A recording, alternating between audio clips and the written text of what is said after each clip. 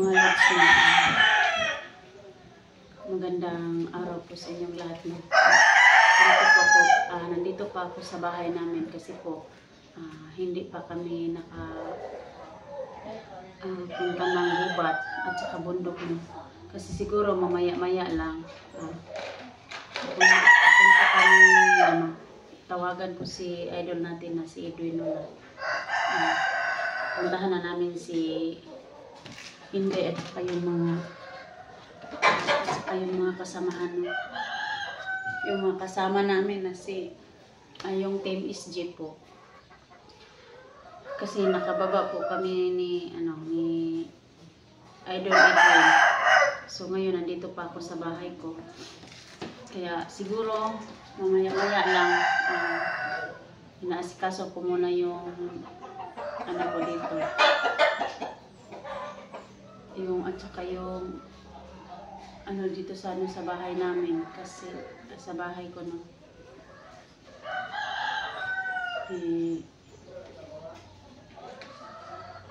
ako lang siguro isipis na ako po yung maiwan ko dito sa bahay. Ayan mga lods, na pasensya na po talaga na hindi ko pa natulungan si Inday, kasi sa yung video niya nakita ko kinuha siya ni Los, yung kasamahan daw niya yung dati ni Inday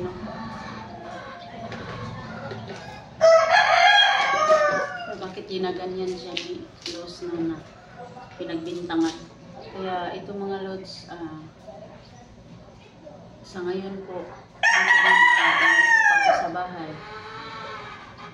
Subukan ko po na pumunta doon sa gubat na kung saan siya dinala ni Los, yung lugar na Mount Baliling ba yun? Mount Baliling ba yun?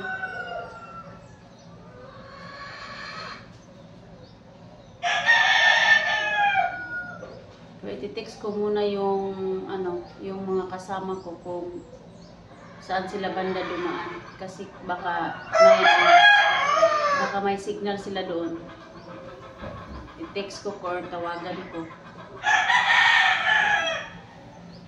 Hindi naman po ako dito sa amin. Safety po naman ako dito sa amin. Pero pasensya na po talaga sa mga ingay ng mga hayop ng kagaya ng dati sinabi ko. Pag nandito ako sa bahay ko, pasensya na po talaga sa mga solid viewers ko po, Luzon, Visayas, Mindanao po, nandun sa abroad. Pasensya na po noon na marami talaga boses ng mga manok dito. Kasi po yung kapitbahay ko, yung sa harap ng bahay namin is may nagalaga ng mga manok. Kaya pasensya na po talaga mga lods. Sobrang dami talaga dito manok. Yung manok nandyan sa harap at saka nandyan sa likod yung kapitbahay ko na may maraming manok po. Kaya pasensya na po talaga sa mga boses ng manok. Hindi po ako magsawang humihingi ng paumanhin po sa inyo.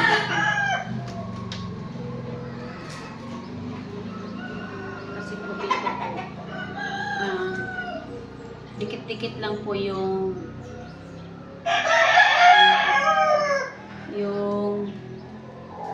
kapitbahay namin. Parang lang yung gap, yung isang metros, isang ano ba yung tawag na yan? Yung dikit talaga pag Kaya pasensya na po talaga mga lods. Sa ngayon po shout out ko lang muna si idol natin, si Ma'am Lovely Heart po.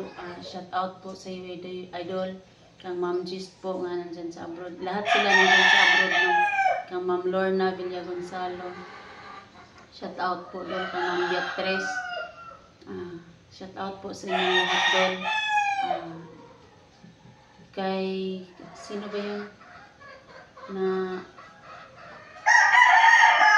sa lahat ng nagko-comment no, at saka nagme-message sa live ko, yung nakarang araw, nag-live po ako na nandito po si Edwin, no? Nandito po si Edwin, dumating po sa live, kaya nag-live po kami para nagdala siya ng bulak at saka ice cream. Parang nangliligaw siguro. Nangliligaw siya, pero hindi ko pa sinasagot kasi po nag-iisip pa ako kung inano ko pa yung ugali niya, at saka yung po is mga comment, mga message, sabi nila mabait, pero wala naman akong kay Edwin na ibang pagtrato niya sa akin, no? Pero siguro papunta tayo doon na sasagutin ko siya, pero pagpunta niya dito, hindi ko pa talaga siya sinagot kasi may dala siyang flowers, saka ice cream. Pero yung hinala ko talaga sa naliligaw siya talaga, pero hindi ko pa sinasagot. Kasi inano ko pa yung mga ugali niya, baka yung ugali niya, yung pag niya sa akin, no? Baka na iba, kaya iniisip ko po muna. Kasi siya na po talaga, no? Pupunta naman kami kung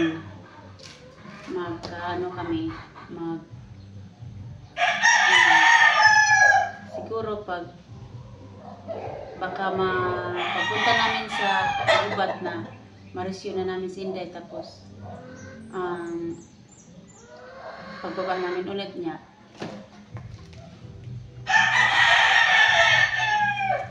tika lang po mga lods.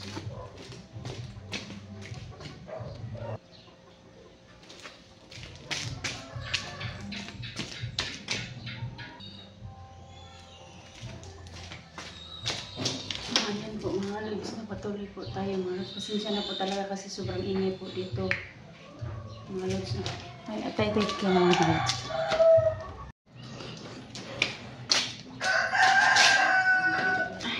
Ayan po mga lods. Patuloy po tayo na sa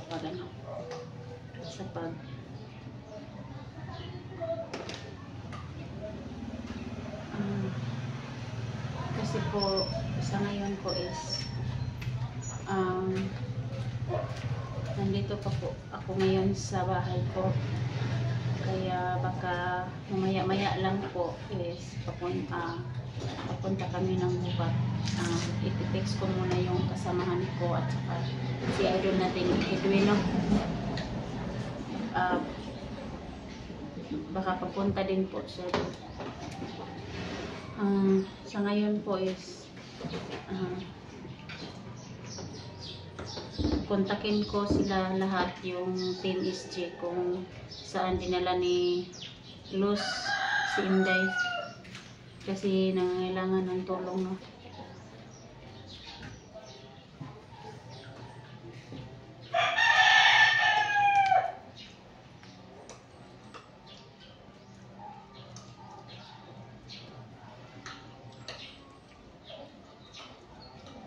Ayan po mga lods, na sa ngayon po is mag-prepare po ako ngayon sa mga gamit ko na dadalhin ko po sa may gubat, kaya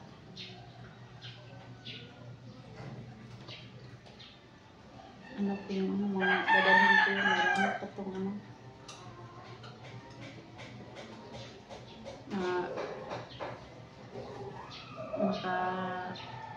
dala po ako sa may gubat, no, kasi nandun po yung mga kasamahan ko.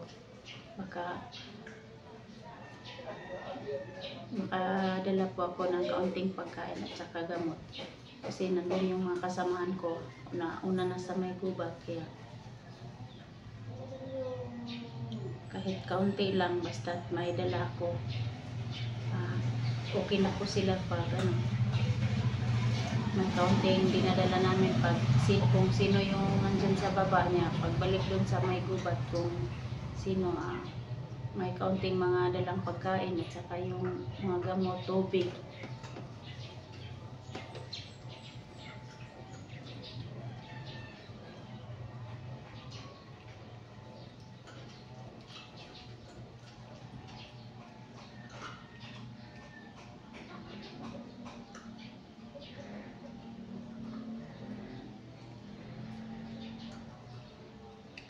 Sa lahat ng mga kasamahan ko, no, sana po walang mangyari sa atin, no, pag nandun tayo sa may gubat.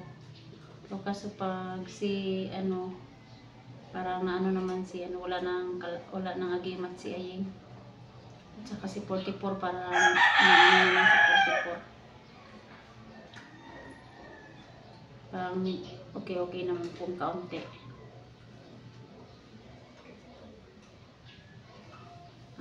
Sana kita-kita na po kami lahat, no, yung Team SG. Kasi yung last namin nagkita, si 44, hinahanap namin pero hindi po namin naabutan sa may highway. Kasi sabi nang nagko-comment, nandun na daw sa highway, pero pagdating namin sa highway, wala na dun sila.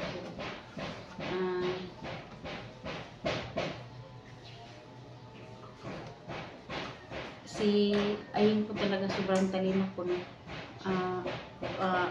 Pag malaman niya na para makadetect siya ba na malapit na kami, ililipat niya ng lugar si 44 para hindi kami na makakita sa kanila, no.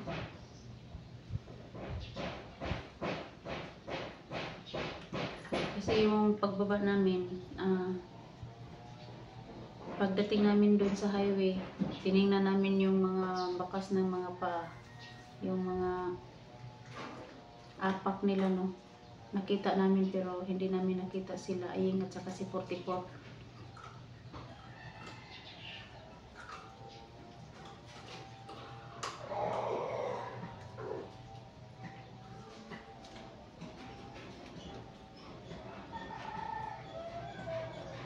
Pasensya na po talaga, mga lods.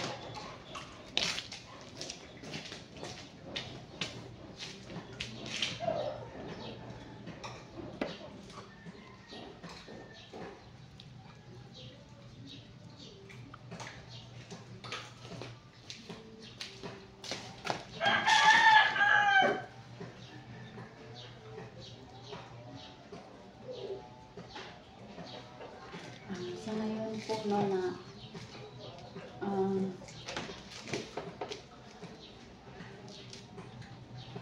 kasi yung mga kasamahan namin, i-text ko po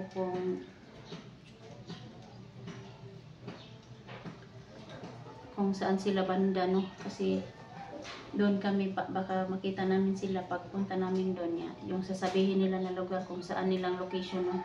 Kasi nandun daw sila sa Mount Baliling ba yun?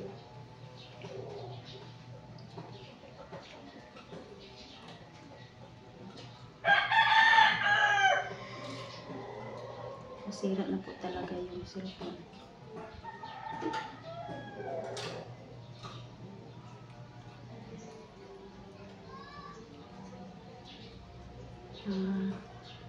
Ito po, mga lods, no, ito yung cellphone na gamit ko pag magte-text ako sa mga kasamahan ko.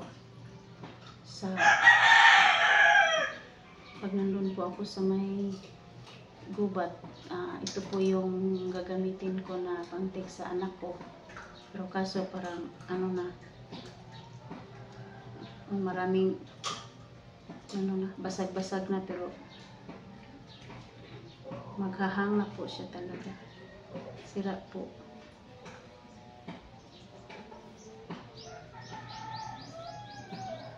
Masira po talaga to. Maraming na yun, mga lods. Tingnan mo, mga lods, sira na. Maraming basag-basag na yung ko. Ito po yung gamit na pang text, pero sira na po. Sana makaprovide ako no ng ibang makaprovide ako ng ibang cellphone.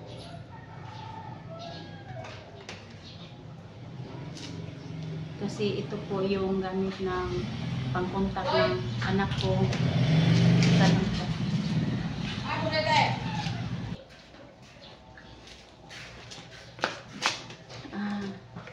Pasensya na po no kasi po may tao po sa labas no. Yung classmate ng anak ko po, mga lods.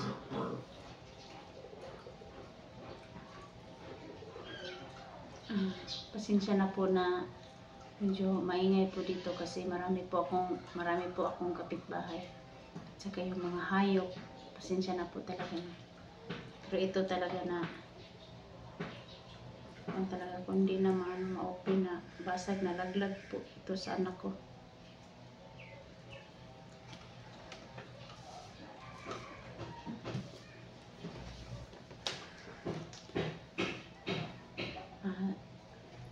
Sa ngayon po is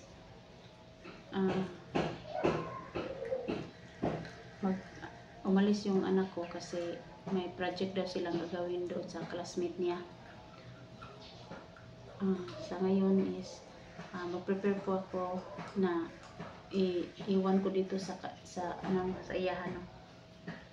Na yung pagkain niya at saka pang allowance ng pag-aaral niya, mga lods.